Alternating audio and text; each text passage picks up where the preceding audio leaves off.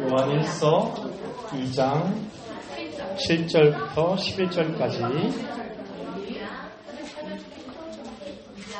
390페이지 가까이 있어요.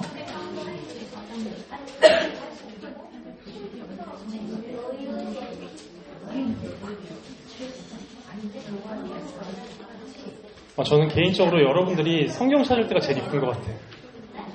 성경 찾을 때가 제일 이쁜 것 같아요.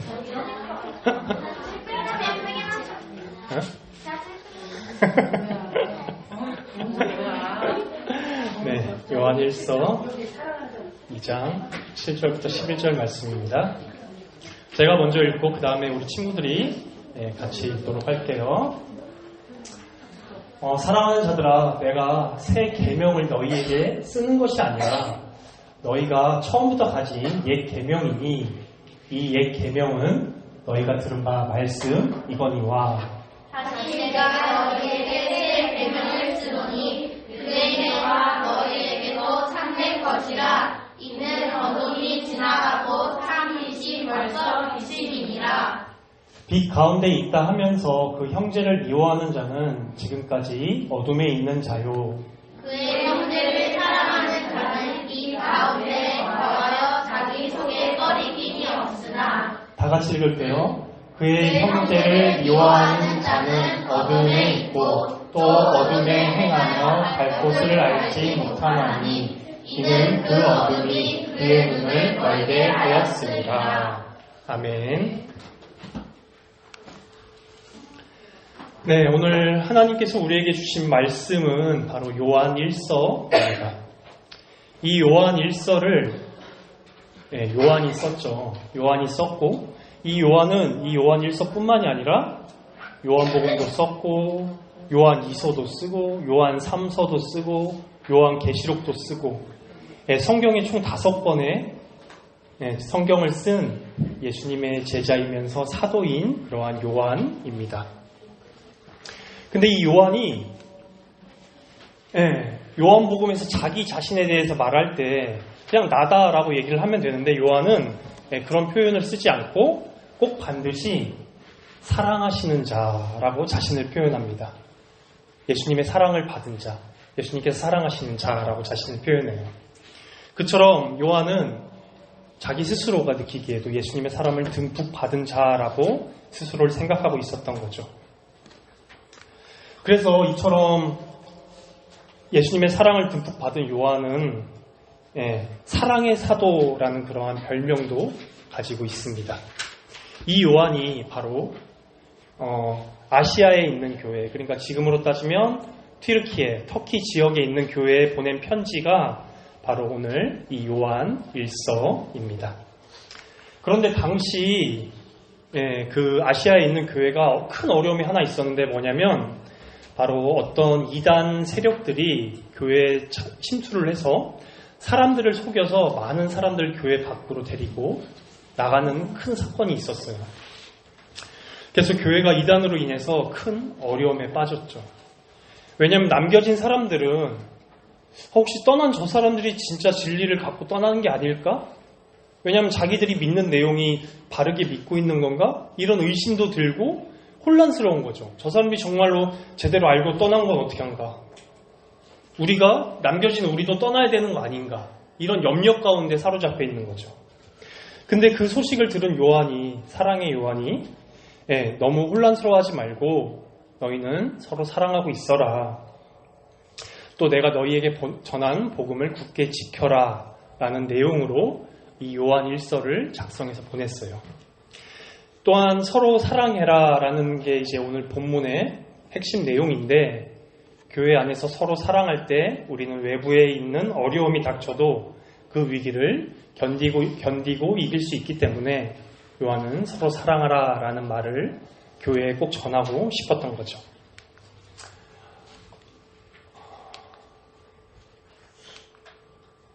네, 그래서 오늘은 크게 두 부분으로 제가 여러분들과 오늘 본문 내용을 살펴볼 건데 먼저 첫 번째로 7절과 8절을 통해서 사랑하라 라는 이 계명이 요한이 옛 계명이기도 하지만 새 계명이다라고 얘기하고 있거든요. 그래서 왜 옛 계명이면서 새 계명인지 한번 살펴보고, 그리고 두 번째로는 빛 가운데 있는 사람, 그리고 어둠 가운데 있는 사람을 7절, 9절과 11절을 통해서 한번 살펴보려고 합니다. 먼저 7절부터 8절 한번 살펴볼게요. 개역개정 성경이 참 좋은데 우리 친구들이 조금 이해하기는 조금 어려운 부분이 있어서 제가 조금 더 쉽게 풀어 쓴다고 했는데 너무 길죠, 내용이. 이거는 저도 이걸 줄이지 못해서 여러분한테 미안한데 한번 우리 같이 한번 읽어볼게요. 7절부터 8절 시작. 내가 사랑하는 친구들아, 내가 말하는 건 새로운 게 아니야. 원래부터 너희가 알고 있던 구약 성경이야. 그런데 또 한편으로는 새로운 개념이야. 왜냐하면 사랑하라는 말은 구약에도 있었지만 우린 못 지켰지. 하지만 예수님께서 모든 사람을 완전히 다 사랑하셔서 사랑의 계명을 완성하셨지. 그리고 그 사랑을 우리에게 주셨어. 예수님께서 우리에게 주신 사랑은 세상을 밝게 비추고 이웃을 사랑하게 하셔. 라는 내용이 바로 우리가 읽은 본문의 7절부터 8절까지에 있는 내용을 전사님 여러분들의 언어로 좀 최대한 풀어서 쉽게 이해한 겁니다. 조금 더 설명을 하자면 구약 성경 때도 하나님께서는 하나님을 사랑하고 이웃을 사랑하라 라는 계명을 주셨어요. 신명기 6장 5절입니다. 너는 마음을 다하고 뜻을 다하고 힘을 다하여 내 하나님 여호와를 사랑하라. 그리고 레위기 19장 18절에 보면 원수를 갚지 말며 동포를 미워하지 말며 내 이웃을 사랑하기를 내 자신과 같이 사랑하라. 나는 여호와이니라 라고 하나님을 사랑하고 이웃을 사랑하라 라고 구약 성경에서 하나님께서 말씀하셨어요. 근데 구약의 사람들이 이 하나님의 말씀을 잘 지킬 수 있었을까요? 잘 못 지켰어요. 왜냐하면은 구약 성경 때는, 구약 시대에는 아직 성령님께서 온전히 그리고 완전히 이 땅 가운데 임하시 않으셨기 때문이에요. 부분적으로 일부 사람들에게 임하셨어요. 하지만 여러분도 잘 아시다시피 예수님께서 세례를 받으실 때 하나님께서 예수님을 사랑하셔서 성령님을 우리에게 보내주셨죠. 그래서 예수님께서는 그 성령님의 능력으로 말미암아서 모든 사람을 사랑하실 수 있었습니다. 그래서 사람들은 진정으로 하나님을 사랑하고 이웃을 사랑하는 게 무엇이다라는 것을 바로 예수님을 통해서 알 수 있었고 경험했죠.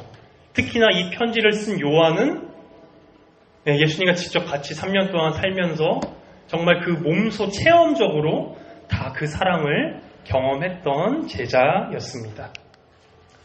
그 예수님께서 그렇게 십자가에 또 죽으시고 부활하시고 승천하셔서 하늘에 올라가실 때 그 이후에 사도행전에 보면 성령님을 하나님께서 예수님께서 우리에게 보내주셨어요.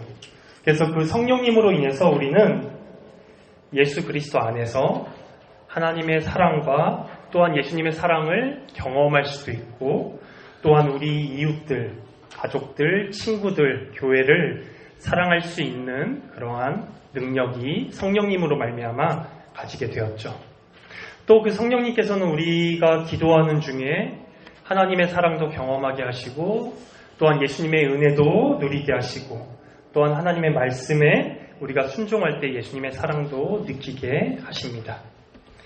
그 성령님께서 베푸시는 은혜로 우리는 예수님의 사랑을 이 땅 가운데서 경험하고 또 우리가 예수님의 사랑을 경험했기 때문에 그 경험으로 또 우리도 가족도 이웃도 사랑할 수 있고 사랑하게 됩니다.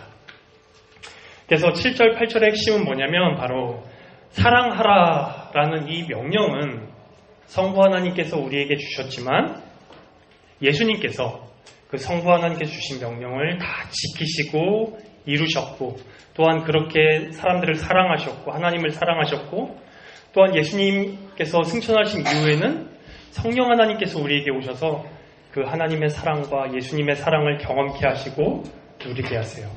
그래서 우리는 하나님의 그 명령을 예수님께서 이루셨고 또한 성령님께서 우리에게 누리게 하셔서 우리가 그 사랑을 누림으로써 우리가 하나님을 사랑하고 또한 우리의 이웃들을 사랑할 수 있습니다. 네, 여기서 깜짝 퀴즈. 네, 1학년부터 3학년까지 지난주에 한번 했었죠, 강사님이.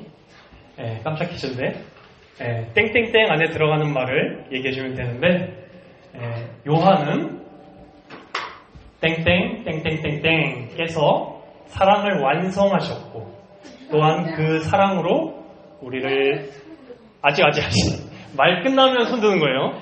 예, 그리고 1학년부터 3학년까지만 기회가 있는 거 알죠? 1학년부터 3학년. 온유가 지난주에 없었구나. 1학년부터 3학년까지.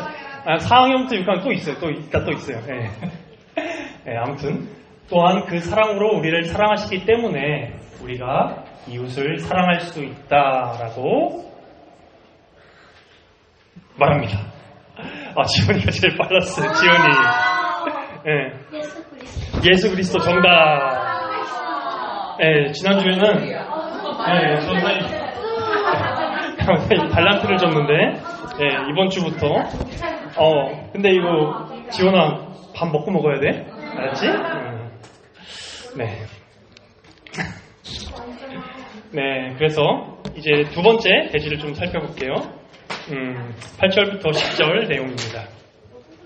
두 번째는 바로 요한이 빛 가운데 있는 사람과 어두움 가운데 있는 사람을 서로 대조하면서 얘기를 하고 있는데, 요한은 위에 있는 사람들이 이제 빛 가운데 있는 사람들이고 밑에 있는 사람들이 이제 어둠 가운데 있는 사람들인데, 요한은 1장에서 우리가 2장을 읽었잖아요. 요한일서 2장을 읽었는데 1장에서 바로 예수님께서 빛이시다라고, 또한 예수님께서 하나님이시다라고 얘기를 하고 있어요. 그렇게 편지를 시작하거든요. 그래서 10절에서는 보면은 빛 가운데 있는 사람에 대해서 이야기하고, 또한 9절과 11절에서는 어두움 가운데 있는 사람에 대해서 서로 비교를 하면서 바로 빛 가운데 있는 사람을 더 강조하고 있습니다. 이렇게요. 그러니까 9절과 11절에서는 그리스도 밖에 있는 사람들, 어두움 가운데 있는 사람들에 대해서 이야기하고, 또 10절에서는 빛 가운데 있는 사람, 그리스도 안에 있는 사람에 대해서 이야기를 하면서 10절의 내용을 강조를 하고 있는 거예요.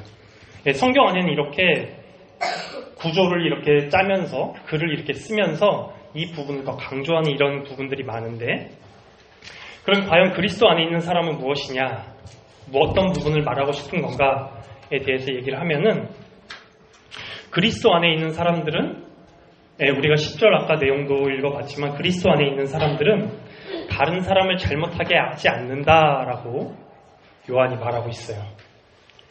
그리스도 안에 있는 사람들은 다른 사람을 잘못하게 하지 않는다. 왜 그럴까요? 왜 그리스도 안에 있는 사람들은 다른 사람을 잘못하게 하지 않을까요?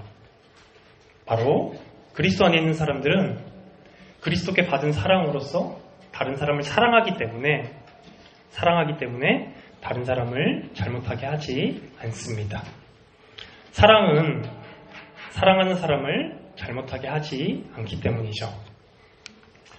제가 설교 초반에 여러분들에게 교회에 큰 어려움이 있었다라고 이야기를 했죠. 이단의 속임수에 넘어가서 많은 사람들이 교회를 떠났다라고 얘기를 했는데, 요한은 바로 이 10절을 통해서 내가 너희 교회에 전해준 복음이 너희를 잘못되게 하지 않는다. 내가 너희에게 말한 게 진리다.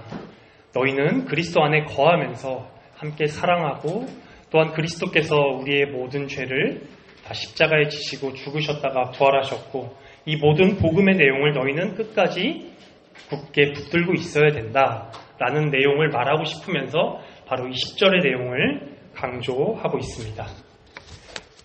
떠난 사람들을 생각하면서 남겨진 사람들이 불안하고 두려워하고 있는 이 두려움을 요한은 바로 사랑으로 그 두려움을 덮으려고 했던 것이죠.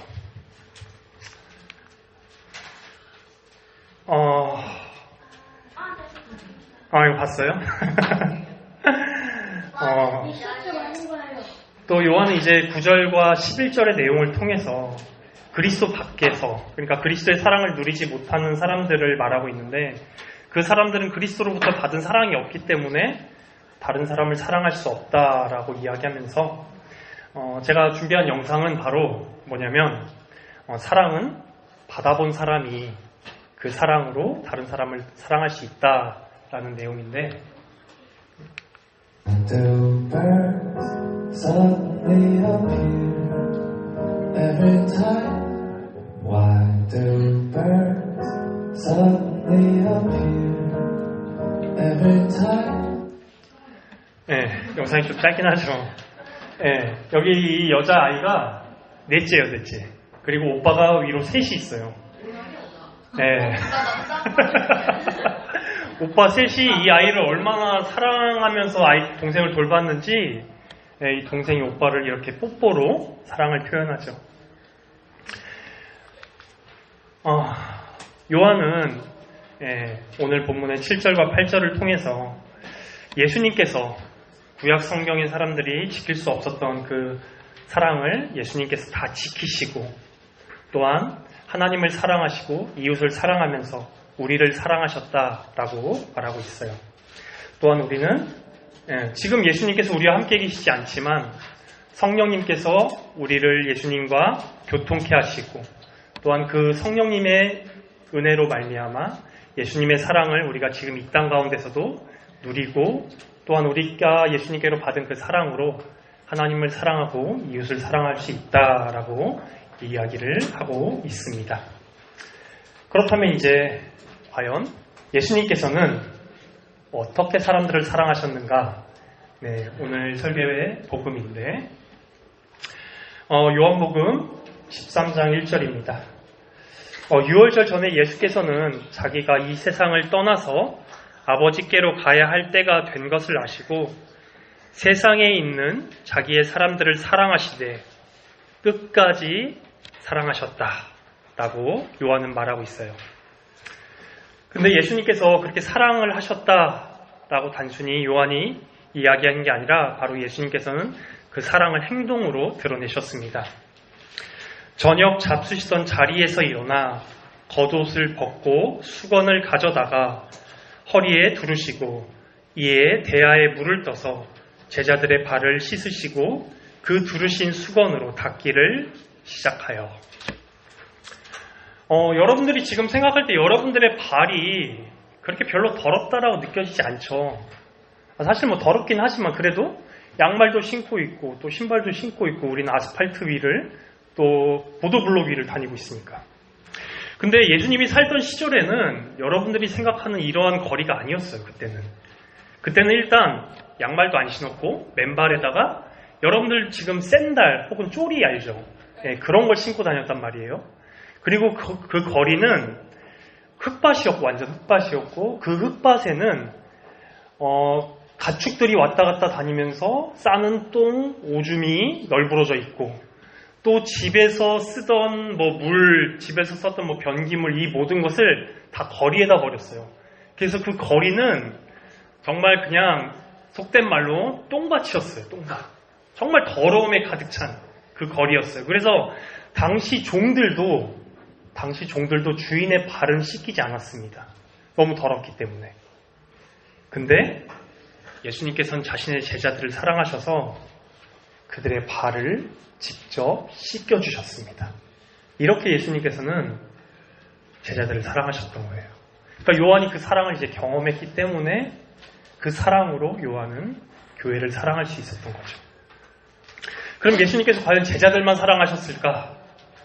그렇지 않습니다. 누가복음 23장 34절입니다.